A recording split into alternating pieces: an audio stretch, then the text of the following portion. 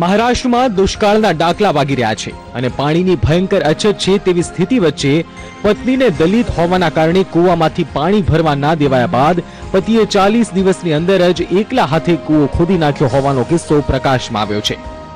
એક અંગ્રેજી અખબારે પ્રગટ કરેલા અહેવાલ પ્રમાણે વાશીમ નામના ગામના રહેવાસી બાપુરાવે એકલા હાથે આ કામ કર્યું છે। તેમનું કહેવું છે કે કૂવાના માલિકે અમે ગરીબ અને દલિત હોવાથી અમારું અપમાન કર્યું હતું અને મારી પત્નીને તેના કૂવામાંથી પાણી ભરવા દીધું ન હતું।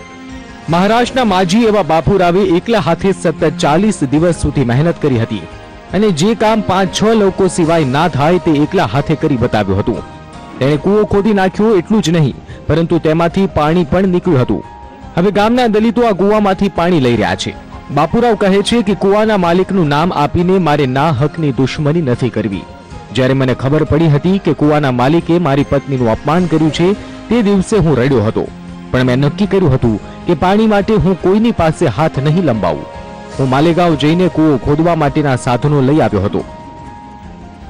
જ્યારે બાપુરાવની પત્ની સંગીતાનું કહેવું છે કે જ્યાં સુધી પાણી ના મળ્યું ત્યાં સુધી કૂવો ખોદવામાં કોઈએ તેમને મદદ ન કરી હતી, મેં પણ નહીં, એ મારી ભૂલ હતી। જો કે હવે પાણી માટે દૂર નહીં જવું પડે।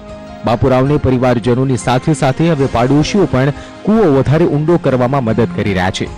તેની જાણકારી ધીરે ધીરે પ્રસરી રહી છે।